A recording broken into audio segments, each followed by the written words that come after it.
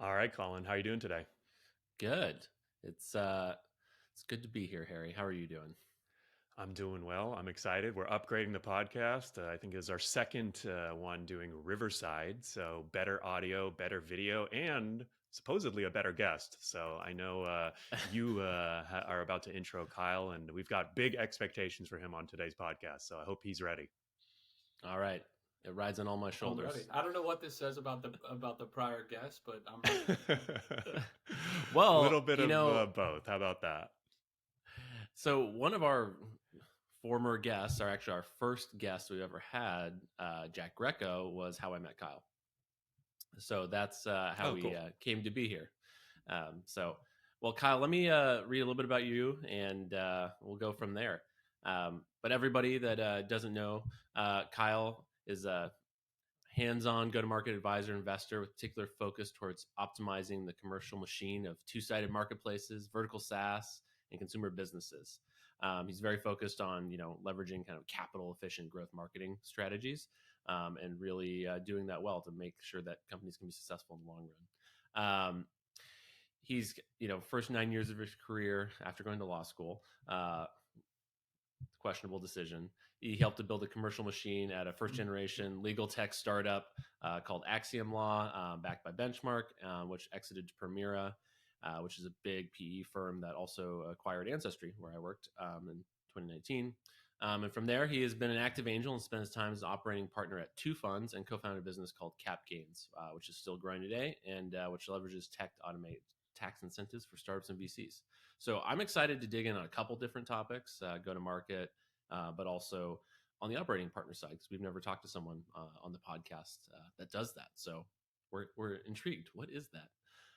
So we'll go from there. Harry's going to ask you a few questions to start. How did Colin do on your bio, Kyle? He did pretty good. He did pretty good. I'll take it. Okay. All right. So off to a Like good an 8 out of start. So 10. let's help the audience. Yeah, I'd say eight, maybe nine. Let's help the audience get to know you a little bit, Kyle, and your experience with investing and angel specifically, and we'll use that as a jumping point. So rapid fire. How many angel investments have you made? I made 16. 16. How many have you made this year, or do you plan to make? I have made three already this year. I am close to another. And I might surprise you with this answer. I try to not be too deliberate as far as my check rating frequency, Hmm. because I think if you get stuck in, I need to write a check per quarter or two checks per quarter, I need to deploy. Do you Hmm. waver on your standard of what great looks like as far as the way you're evaluating an entrepreneur or product or market? And so I try to be somewhat opportunistic as far as the deals I see and the founders I meet. And if I think someone's world class, I'm going to write them a check and want to get in bed with them. And if I don't think they're world class, you know, I'm not going to do so. So there could be quarters where I write 5 to 7 checks, and there might be quarters where I don't write a single one. And it's one of the benefits of being an angel and not working out of a fund is you have that self Yeah. determination to pick your check rating frequency. Interesting. Yeah, I One other like thing that. I would say is like obviously funds are slowing down, not so much at the pre-seed level, certainly Hmm. not in AI, which is as hot as climate was Yeah. last year, or cloud or SaaS, whatever the case may be. Growth stage is all but turned off. But as you're seeing valuations come down, funds are a little skittish about making new investments and calling capital. Valuations and entry points are getting really interesting. And like funds will talk a lot about price could be a mental trap and betting on outliers is the only thing that matters, but entry point does matter. And if prices are Yeah. coming a little bit down, it's an interesting time to be active. So I certainly I don't think I'm going to slow my roll here if I continue to meet great founders. Very cool. Well, yeah, no, I'm excited to dig into sort of some of the differences, good and bad, of being an angel versus being a fund, investing out of a fund. And you obviously have some great experience there. So, a couple more quick questions. What's your average check size for these angel checks? It's come down. My first angel check I ever wrote was over 50 grand. And you when you write your first check, no matter how much success you've had as an operator in any facet of life or business, you have a little bit of imposter syndrome. And for me Hmm. personally, I was thinking to myself, I don't want to be the guy with the smallest check on the table. No one's going to take me seriously. Yeah. And so I deliberately went against my plan was to make X amount of bets at Y valuation. And I wrote a check much bigger, which of course I regret, even though that position has been marked up. So today my check size is anywhere from 5 grand to about 30 grand, depending on my conviction. Cool. So the check size has come down, and I'm a big proponent of spreading your bets. And a lot of angel investing is this doesn't sound sexy, but a lot of angel investing is time in the game and shots on goal. So a lot of small bets, I think, is the best way to play the game, and that's the way that I do it. Cool. Yeah, I think almost every angel we've interviewed has basically said their first check was too big. So if you're looking to make your first check, maybe cut in half, just golden rule of thumb. What type of startups do you look for and what stage? I have played a little bit across stages, but I would say a third of my bets have been pre-seed or seed, and I Hmm. haven't gone later than Series B. So that's from a stage perspective. I am I'm very focused on the business model more so than industry, and is the business model one that I understand and one that I can add value to? Yeah. And then me particularly, I come from a go-to-market background, sales and marketing. And so I'm looking for a go-to-market motion that I understand intimately well and that I feel like I can de-risk in small part. And so I bet across industries, I bet across countries. I've made what 3 bets now in Germany. So I've jumped through those hoops of the power of attorney and the notary and the apostle and the ridiculousness of investing in countries outside of the U.S. But so I've really spanned the spectrum, but I'm really focused on business models I understand. I'm really focused on commercial motions and go-to-market motions that I understand that I can slightly move the needle because there are elements in Harry. I think we get into this. You want to angel invest so you can hit a Hmm. double or triple or maybe a home run, but there are other reasons to get in the game as well. And one thing that I don't think people talk about is if you're an angel investor and you actually add a little bit of value, and it tends to be introducing customers or better yet, introducing world-class people they can hire, then it becomes a really rewarding game. And if Yeah. you are dumb money that writes a checks and hey, I hope to get a return 10 years later, it's not as fun to be involved, at least for me personally. So I have an eye towards like what can I actually help? And then that comes back to like where is my expertise and what do I know? So that's my focus. I think we can all relate that just throwing money into something is not nearly as rewarding as helping the founders shoot their shot, and go big. Uh, I think that's something that's pretty clear. Um, I'd like to dig in more on this go to market motion. When you look at Harry, actually, let's start here. What is go to market? I think Harry wants to know. Um, GTM, what is it? Wow, you're just assuming that I don't know what it means, but all right. We start at a There was some 1.0 level. pre-conversation here. Go to market. Let's put it in simple terms because I hate when people describe anything in business or investing using a bunch of jargon or business school sounding language. Your Hmm. go to market motion in the context of any specific business is what is the sales motion or what is the marketing motion that best fits the need of your company relative to the audience to whom you're trying to sell. So what a winning go to market motion is not, and I see this over and over again in Harry and Colin, I'm sure you guys too, is I am a product first founder, I'm a tech first founder, and so I need to bring in a lot of muscle on the commercial side or sales or marketing and partnership side. So let me just find the best person I can find who has experience in this industry, and they're going to bring their playbook from their prior company. It's going to plug and play in my new startup. So why does that not work? Well, if they had a top-down enterprise SaaS account-based selling motion, you're trying to go bottoms up. Like you have the wrong model for your business. And what's interesting that you see more out in the data is the shortest tenure in a C-suite of venture-backed companies is the CMO, which is less than a year, and the second shortest tenure in the C-suite for venture-backed companies is the VP sales, which is like less than a year and a half. Hmm. And the reason why these typically fail is, well, 2 reasons. One, if you don't have a great product market fit, it's easy to throw the commercial guy under the bus and they just can't sell. But it's very tempting to find someone in your industry who has won and think they can just drop in their playbook and not do the hard work of testing various prospecting cohorts to figure out who's most receptive to what you're doing and what's the most efficient and low friction motion to bring them your product. And it's not that the go to market fit is not that dissimilar from product market fit. It's a slog. It Hmm. requires testing a variety of techniques against a variety of different audiences, and many of them aren't going to work. And there's not a magic trick here, in my experience. There's not a unicorn here, and in my experience, it's typically not. Let's hire a magical person that can plug in, and play their own playbook. You have to go through the motion of testing and experimentation to find the playbook that wins in the context of your company, and that's the So, go-to-market motion, and that's how you get go-to-market fit. so just to double click so we can get to the original question. As you look at founders, because you were saying you do early stage investments typically, and this is something you care a lot about. What are you looking for in the company, in the founder, their strategy? What makes you feel like, oh, I found a world class founder with something magical here when it comes to Yeah, that? well, first, I mean, you take a step back and you can think and analyze to yourself, how do I stack rank product and product risk relative to market and market risk, relative to founder risk and technical risk, and so on and so forth. And I'm of the belief the earlier stage of the company, the more that you should bend towards the caliber of the founder. And the later stage of the company, I mean, won't ever say as CEO or founder is fungible, but if you pull out Satya from Microsoft and put in a different person, like they're probably going to be successful. So the more Mm-hmm. mature the company, the more I think you need to lean into a market, and a market becomes more viable, and you have a better chance to really wrap your head around the size of that market. As you mentioned, I play mostly in early stages, pre-seed and seed, some Series A. I've done a couple B deals, but I'm mostly early stage, and so I am predominantly focused on the founder, and that means trust first and foremost. Do I trust that individual? Do they seem like a high integrity person? How do you suss that out? Have they, over the period of time when you're getting to know them, do they do what they say they're going to do? Right? Do they give you investor updates? So trust and integrity is at the top of the list. Secondly, it's grit and it's perseverance. I mean, being a founder is incredibly hard. I've done this myself. It is an emotional roller coaster.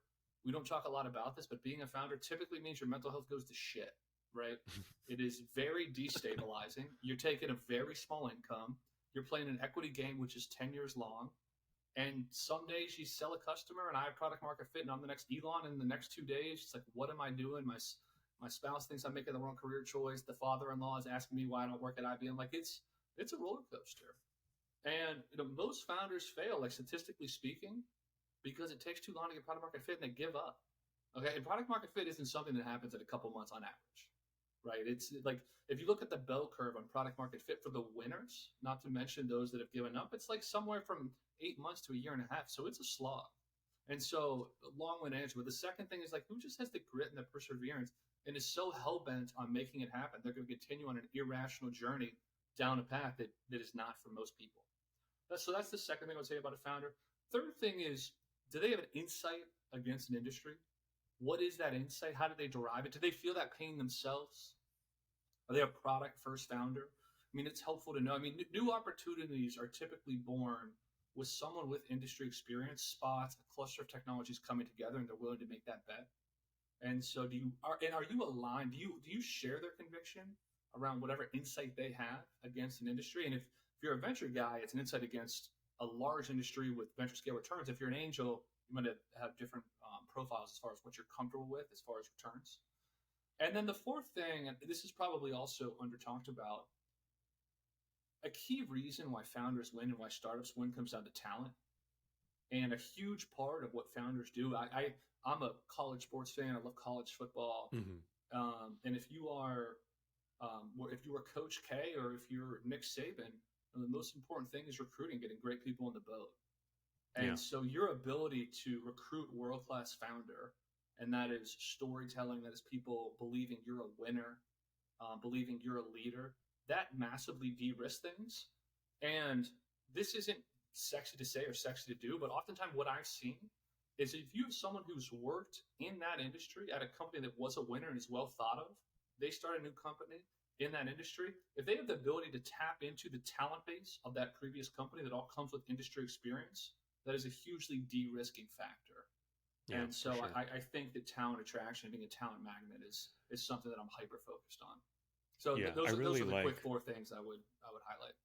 Yeah, I really like the college sports and recruiting analogy. I played volleyball in college. I coached, girls volleyball, and I would always find it funny, right, that like a lot of the best teams had the best players. Shocker, right? And so you could have like any coach there, and sort of like you said, sometimes like obviously a good coach can help, but a lot of times, the things that are most important are the people or the folks on the team. So I think that's cool, and your experience as a founder, I feel like gives you a pretty unique edge there. So talking about that journey from founder founder to angel investor? Or, how did you kind of get into angel investing? And it looks like, you're still a founder, I guess.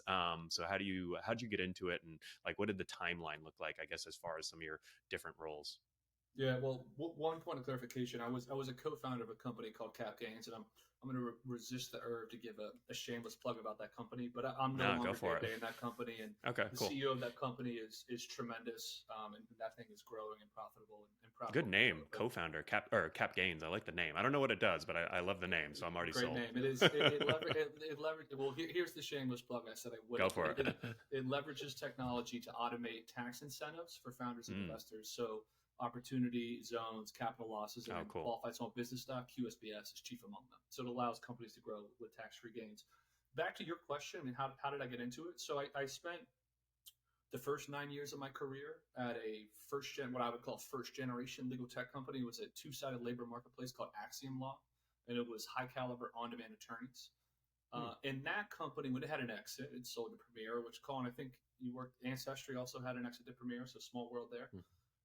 Whenever Axiom sold, we actually sold Axiom at large, the company, but we also Mm-hmm. spun off two non-core business units.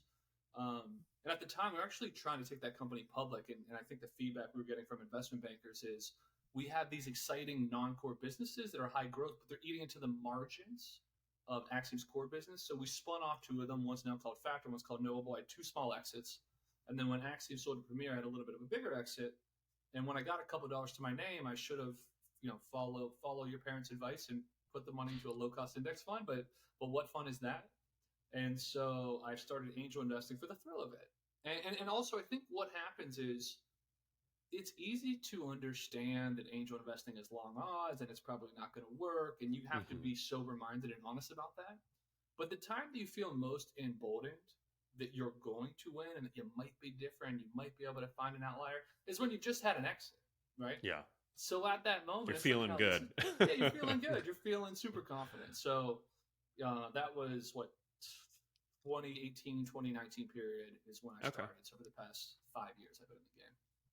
Got it. And what were you expecting when you got into angel investing? Were you like, oh, this could be a cool way to make some money? Or were you more, sounds like maybe realistic about it and that like, oh, this maybe isn't the best way to make money, but will be fun. I can help some people. I've got a lot of knowledge. Or was it a combo of a few things?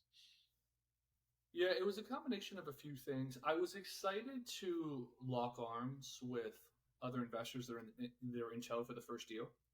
Number one. Number two, yeah, I mean, you have the expectation of a return Mm-hmm. and you develop conviction around a founder and their market opportunity and their technology and their product and the competitive dynamic. And so there is an expectation of a return.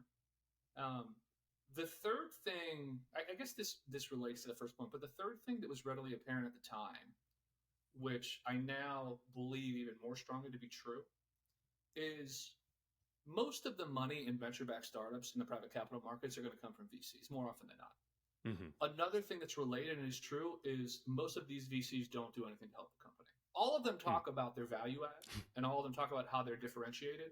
And Yeah. most of them are full of shit. And it's not because they're bad people and it's not because they don't want to help and it's not because they're liars and they're misrepresenting themselves.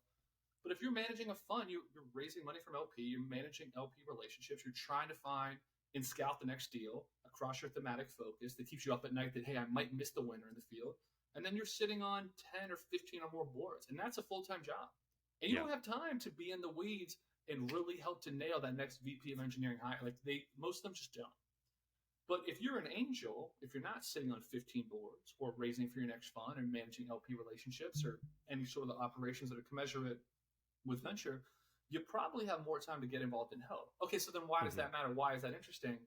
If you're the guy on the cap table who actually is moving the needle and did introduce a couple of companies or did introduce a winning piece of technology, or frankly, the best thing you can do that's actually the most helpful is lean in with the company's hiring and help them hire world-class people. Here, back to our earlier point about recruiting.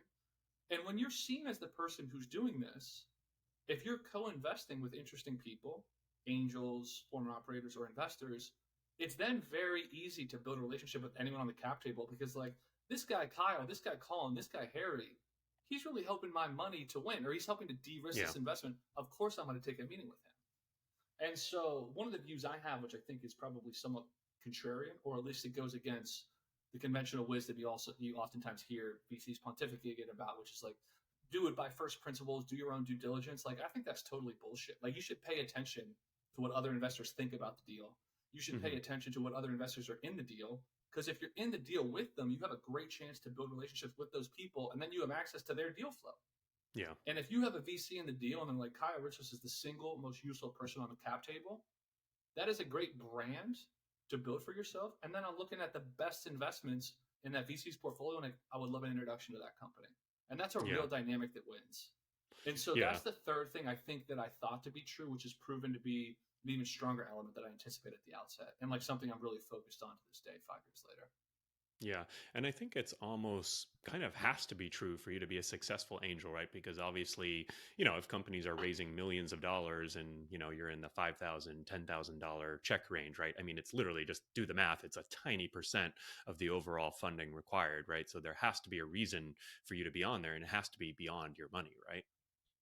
There has to be a reason for you to be on there. And so if I'm writing $25,000 or $50,000 checks, even as valuations have come down and the ability to raise big numbers has largely gone away, and people are just reading extensions or down rounds, whatever the case may be, a founder is incentivized to squeeze in an angel if they really bring something to the table.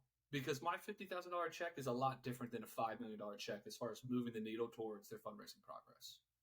And so then it begs the question, like, okay, then Kyle, how do you get into the great deals? You need to be in the great deals to make a good return. And I think there it's about building a brand, and it's got to be a niche, right? Like maybe you founded a unicorn company and you become something, a celebrity, and then it's just helpful to get you into the business. But for Kyle, that's the easy way to do it. Being that I haven't founded 5 companies that have all gone public, and I'm not a celebrity billionaire, what's really helpful is Kyle's thing is the go-to-market motion. We're finding go-to-market fit. And if I have a company that needs to be strengthened there, or more specifically has a founder that's currently focused on, okay, I'm going to call him. Or, hey, Kyle has a legal tech background, both operating and investing. So if I have a legal tech deal, okay, let me think to call him. And so for any aspiring angel investor, I think the question to ask yourself, you need to improve your deal flow and your deal quality. What do other people think about your brand? And what is the impetus for them to pick up the phone and call you and say, here's a deal that you need to be a part of because there's going to be a rising tide? So I think that's a really important thing to think about as you're building a brand on the investing side of the table. So this is the point in the podcast where Harry tells you that you can be the go-to-market guy. All of our longtime listeners right now, Kyle, are like, I guarantee you, they're thinking in their head, they're like, oh, Harry is about to brand Kyle. Yeah. It has a good ring to it. I would have to guess that the go-to-market guy, that hashtag has been taken by someone. And I might shorten this one though, Colin. I might say go-to-market guy, like instead of the go-to-market guy. I think just go-to-market guy might be better here. Okay, I'm going to buy that domain as soon as we. We'll talk. We'll talk about it. It comes with the podcast. Definitely. We buy you the domain. It's just a thing. You get domain and swag just to keep pushing you in the right direction. But you said something interesting, Kyle, that it's about branding yourself as the go-to-market guy, or Colin is well known for marketplaces, and it sounds like you also have the background in legal tech, right? So. There's that component, but what about something you said earlier too, that other VCs, maybe founders, are saying that you're really helpful, right? It's like, I guess you have to be someone that's well known and you have to be providing a lot of value, or how do you or does like one come hand in hand with the other? Like, how do you think about those two things? As far as other investors and other people on the cap table perceiving your value, that actually has 2 elements to it, like roll up the sleeves and actually move the needle and actually help. But then be shameless about broadcasting what you're doing. Yeah. Most of the deals that I'm in, there is a Slack group that investors are a part of, or there's an email thread, or if nothing else, investors will respond to a winning or not winning monthly update. And you can figure out who's on the cap table. And I think that the best CEOs, well, they all do their monthly investor updates. You have to as part of hygiene, just the best ones do. But I think the best CEOs activate their investors. And the very top of that update is, here are the ways in which you can help. I'm hiring for this role. I'm trying to refine this sort of product, like whatever the case may be, right? And so it's the call to action of how investors can help should be readily apparent as a part of the investor update. When you've done something that actually helps the specific area that the founder called out, reply to that email or ping someone Yeah. in Slack. That not only builds your brand, which is helpful for future deal flow, maybe that inspires someone else from the cap table to roll up the sleeves and do something to be helpful as well. And I think the And smart so, founders all do the shout outs at the end, right? Where they sort of highlight, okay, Kyle introed me to this 100%, customer. And it's like just such a 100%. no brainer, right? Because we're all such competitive people, right? It's like, oh my God, Kyle is like providing a ton of value. Like, I got to get off my ass and do something now, as an investor for this next founder. I need a shout out. Like, I've gotten 3 shout outs in a row. I need to get that 4th, right? So it's like, I think the savvy founders these days are definitely, not only making those asks, but, then kind of, giving people a little credit for doing that rings totally true in my experience. And Harry, let me more specifically answer your original question. So, how do you brand yourself while also just rolling up the sleeves and helping any way you can? Your brand is what gets you into deals for the first place. Yeah. Like that's why people think of you. Yeah. If you actually add value and just opportunistically find ways to be helpful, that's then how you build relationships with people on the cap table to find other deals in their portfolios. So my brand is around improving the sales machine, improving marketing efficiency, finding go-to-market fit. But my ability to access deals is largely based on folks with whom I've co-invested with. And then I scan their portfolios and what are the most interesting things that they're also involved with. So I actually think they're two divergent things. Yeah.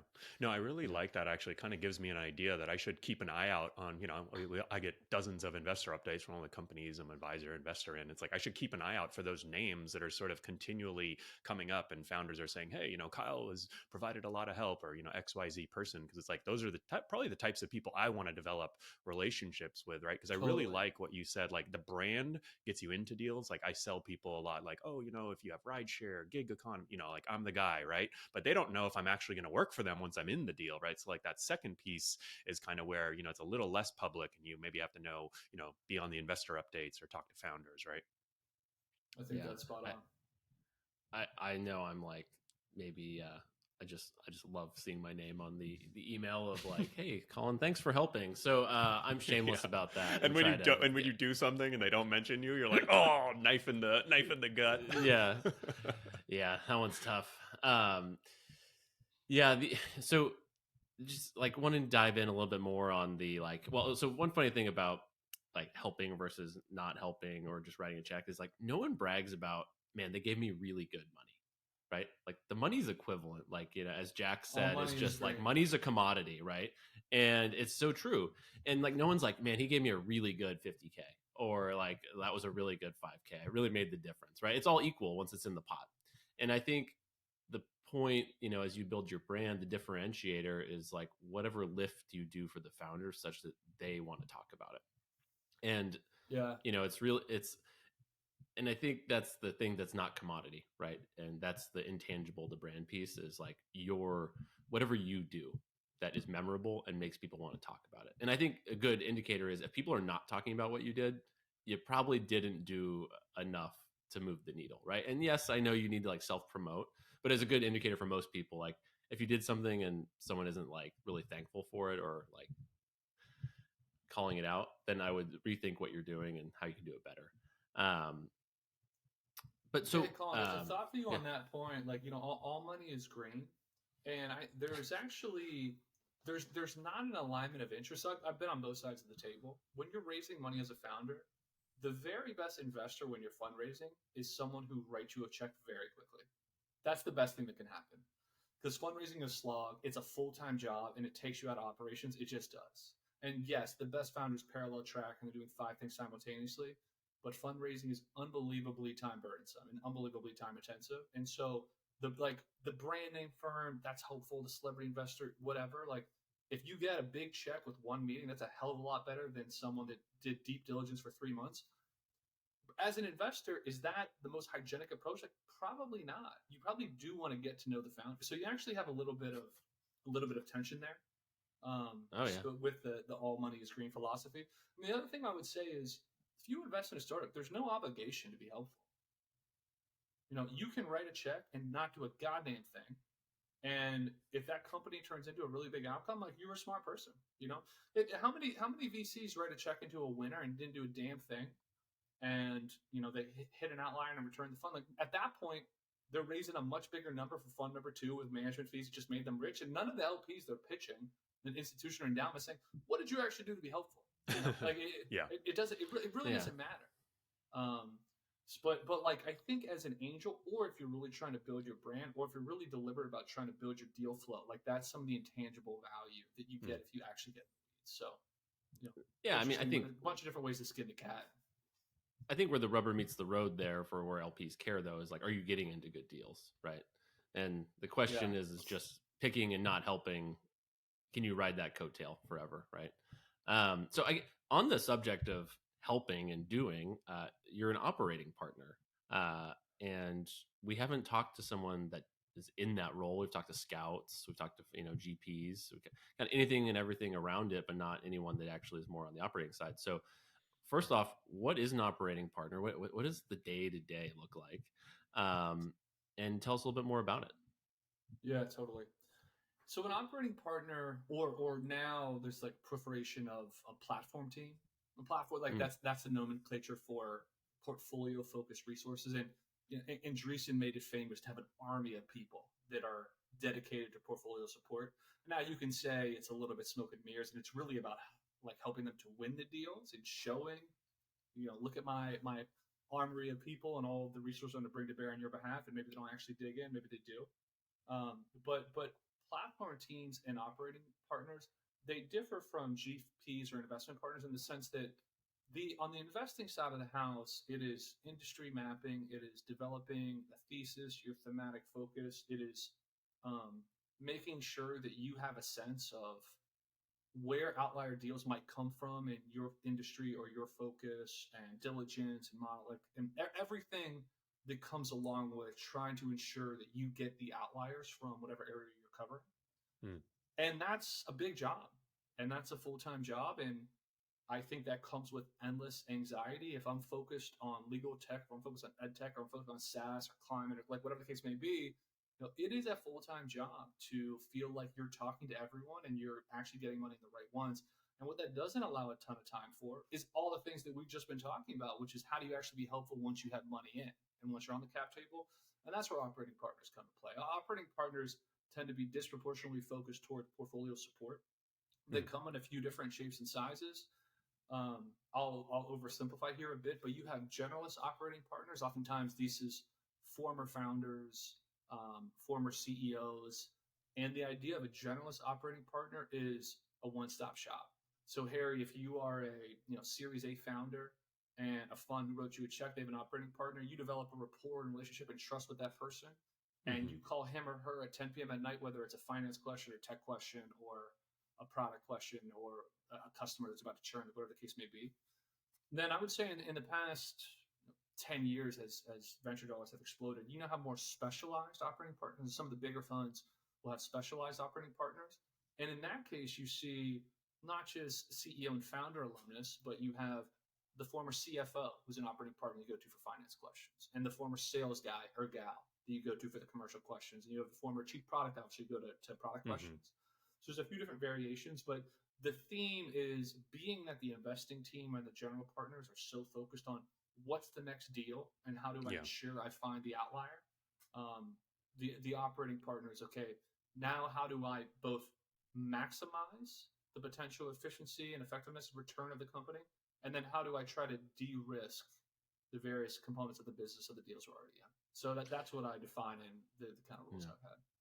Got it. How does it differ from, say, a scout? Because to me, it sort of sounds like you're kind of this industry expert. You're looking for deals, and I mean, I guess like presenting. I don't know the actual mechanics if you want to walk through that, but what do you see as the differences? Well, a scout, I almost think of as an extension of your analysts or your associates that are just trying to implement your deal flow. Got it. You know what I mean? Where again, an operating partner, maybe they source deals just because they have networks and oftentimes they've been successful in business, but they're not pounding the pavement trying to uncover new deals. It's what are the deals that are already in the portfolio, and across that portfolio, how can you increase the chance of success? How do you de-risk various elements of the business? Got it. So you're sort of more like you're actually working at the firm and kind of providing that support and that help. And it must be a good gig because you're now an operating partner times 2, right? I am. I've been an operating partner at a couple different places, and it's a fun role. I mean, it is. Yeah. It's probably more akin to an operating role, and maybe even a consultative type role where you're in the weeds with a number of different companies. Just depends on the breadth of a portfolio. But that makes it really fun. And if you join a fund that you think is betting on great companies, and if you don't have that belief, I'd ask you why you joined that fund. But if you're in a fund and you believe in the companies, to get to work hand in hand with the management team across a number of different bets, I think is a really thrilling thing.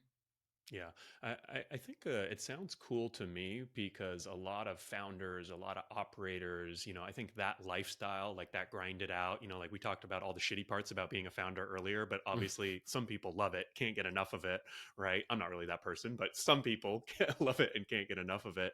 And this seems like the kind of good middle ground where you like get a little bit of the VC, kind of working in the day to day and the operations, but you still get to retain the stuff that like really drives you. So for those who might be interested in becoming an operator partner, what advice do you have? What do you suggest? Like, how might they tactically go about it? Yeah, well, I have two thoughts for you before I directly answer that question. I would say Sure.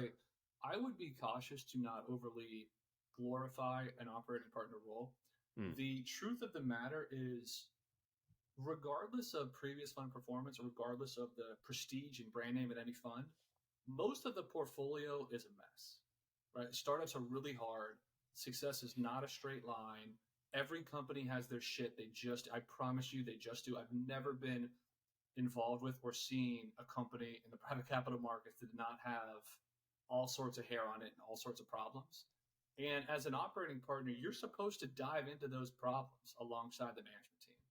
So it feels like it's a cushier gig, or it's a safer gig, or it's a portfolio way to help a bunch of different people. But in some ways, if you're actually active and you're actually helping and moving the needle and helping to de-risk, you're multiplying your set of problems that you're supposed to help out with. And they're if they weren't hard, the management team would just tackle them on Yeah, on their own accord. very true. It's a rewarding role, but like anything else, it's challenging and has its ups and downs. Back to your question, like, how do you actually get that role in the first place? It's easy to identify a fund that has a similar focus to where your expertise might lie, or just funds Yeah. that are in your network. You can go ahead and just start helping. Yeah. Right. And it harkens back to what we were saying at the outset of the call, like how can you actually be helpful? The two things that actually move the needle the most, the thing that I think is most impactful, help companies hire world-class people, or, and this isn't glamorous, but secondly, like, you can effectively be an SDR, right? Reach out to understand what's their ICP, what customers are in their sweet spot, and introduce customers to not to the CEO, but to sellers on the team. And when funds see that you're willing to be helpful to start just for free, then they're going to create introductions and connections to other portfolio companies. And then when you have a track record over a period of time that say, hey, this guy or this gal has been really helpful to the portfolio, the snowball starts rolling and it takes it from there. So it's getting in the game. No one invites you to the dance in those cases, in my experience. That's actually just start working. It's funny, Kyle. I thought that you were going to have, a good answer for sure, but I thought it was going to be a lot more complex than that. And I love that answer. And it's also so simple. It's just like find companies, or find, firms that align with what your expertise, and then just go be helpful. Like, what are the two things every startup or, fund needs help with? Hiring and making money, getting more customers, right? And it's like, just go out and do it. And then obviously if you do a good job and I'm at a firm, it's like, wow, this guy's working for free. Imagine how good he would do if I paid him. Yeah, totally. The other thing I would tell you is you don't want to take the front door in to anything associated with angel investing or anything associated to venture funds. Those roles are seen as super glamorous right now. That's just how it is. Like, if you're at Harvard, or you're at Wharton, or you're at Stanford Business School, McKinsey is not as in vogue as it once was, and Google is not as in vogue, and everyone wants to be in VC. And if you're going to wait for name your pedigreed fund to launch an operating partner role and submit a resume that's in a pool of 850 other resumes, you're probably not going to get, like, just statistically speaking, that's probably not going to for sure. Right. Yeah. But so how do you take the back door? It's back to what I just said. How many of those 850 people applied just started working and had that proactivity and have been helping portfolio companies for the last 8 months or last 3 years? Not that many people. So it's just get started. No one's gonna say, hey, Kyle, by the way, you can go ahead and be helpful to this portfolio companies after hours, on nights and on weekends, on your own time. You're anointed. But no one's gonna stop you if you start doing it. Yeah. Yeah. I think that's such a key theme that I'm I'll reiterate, just people don't invite you to the dance. Just get started. Love it. Yeah. So one more question for you, and on this episode, I always like to tell people, like, you don't have to, like, you can take risks. You don't just have to talk about the risks, right? Like, just go do it, and see what happens. There's usually a very limited downside to being helpful and to putting yourself out there. Yeah. So one last question for you. So if you go back and do it again, with your angel investing journey, what would you do differently, or what advice would you give? Smaller check sizes more frequently. It That doesn't is sound so glamorous common. to say. It doesn't sound glamorous to say, but there is a numbers game aspect to this, and the more shots on goal over a longer period of time equals a greater chance that one of the bets or many of the bets hits in a material way. And it's tempting to get really fired up about a founder, an opportunity in a business, and if your check size in your head was 25K, to write a 50 or 75 or 100K check. But again, that doesn't jive with shots on goal and time duration. And so like that would start more shots on goal. If that means smaller check size, that's the way to win. Awesome. That's a great note to end the first part of this podcast on. Now, the fun part, Kyle, we get to dig into 2 trending Twitter threads. And Colin was late to our prep meeting today, so he may not even know what I'm about to show on the screen. But I think the first one, I'm gonna pull an audible on Colin. He thinks he knows what's coming, but it's gonna be something different. Man. So we'll I'll go ahead and share it right now. And Colin, I'll let you read this tweet since you're going to also be seeing it for the first time. I think it's kind of relevant to what we've been talking about. So, actually, let's do this one first from Zara. Can you see it? Not yet. Oh, it's not coming. All right. Well, let me read the tweet while it comes. Here founders, we go. We're good. What is the best thing a VC angel or angel investor has done for you other than writing a check? So I think we kind of have hit on a few of these themes. So what do you think, Kyle? And this is from Zara Nakvi, founder, community at Join Republic. Well, I don't want to take the easy way out and talk about talent or customer introductions. I will say like mental or emotional support to help people navigate through the emotional roller coaster that is being a founder. For me, if I was to answer it, it would be like getting more money, right? Like that. Right. I mean, you write a check, but bringing how can other you investors we wrote an article about this. It's like the money multiplier, right? Can you be that money multiplier for them? So I feel like one thing that I've heard from a lot of founders is, being there. And that's like almost one thing that I now offer. It's like, hey, text me anytime. A founder texted me while we were on this, interview, when they send out an update, like actually, don't have to read the whole thing, but reply saying like, this is awesome. Great job. I feel like just doing some of these like table stakes, you'd be surprised. Like Kyle, you mentioned and talked about this a lot. Like a lot of investors out there have a ton of companies that they're invested in. They're sitting on a lot of these boards. So some of these like kind of basic support functions, I feel like, especially as an angel, you can just provide a ton of value to founders with. Yeah, the money multiplier is a smart answer from Colin. The money multiplier is a win-win. If you align with the founder on the sorts of investors, angels, or venture guys they'd like to have in the game, and then you reach out to those folks with a really good deal, back to brand building. You're sending great deals to people. Ultimately, good deals are going to come back your way. So a total win-win scenario. Yeah, Marty here, Marty Madrid also says getting someone else to write a check. Our friend Bruno, who we featured before, says doing my taxes. Okay, I haven't heard of that one before, but any of these other ones, I don't know if any of these other ones stand out. Morgan says waiting for someone to say, introduce me to someone else who has also wrote a check. So cool. All right, we've got one more tweet to feature and get Kyle's take on. So I'm going to share it right now. Colin, you want to read this tweet from Carolyn? Yeah. Founders, do you text with your investors or prefer to keep communication to more formal platforms? I'm like the first reply there. So I says, I love text personally. Wow. Look, there you are. Love it. Kyle, what do you think? Text is great. Text gets you outside of email inboxes that are at a fever pitch. So I text frequently, calls after hour frequently, Slack channels frequently. Absolutely. So I Absolutely. like this question because I feel like nowadays, when you start working across different organizations, right? Like every organization is different, right? Like some are more email based, Slack based, right? Text, WhatsApp, right? And as an investor, you start, having to deal with all these different people and they're like, oh, let me add you to this Slack or whatever it might be. But I do agree. I feel like text is always, I always joke like, if you email me and I don't respond, text or call me. And if you don't have my phone number, it's probably for a reason. So cool. Well, I think that about brings us to the end. Kyle, if folks want to follow you on social, should they follow your LinkedIn, Twitter? Where can they go to learn about everything that you're up to? Both are good. Twitter is better. Uh, All right, Twitter. LinkedIn isn't my favorite place. I'm spammed incessantly, and Twitter I think is a magic trick. And I think the ability with Twitter to follow people, add value to conversations, and unlock DMs is a great way to get connected to interesting people you might not be able to connect with otherwise. So, huge fan of how you can leverage Twitter to build relationships, and that's probably the best way to reach me. Cool, and we'll drop a link to CapGains, the company you co-founded, and anything else that we mentioned in the show notes. So, Kyle, really appreciate you coming on. My pleasure. Thank you, Kyle.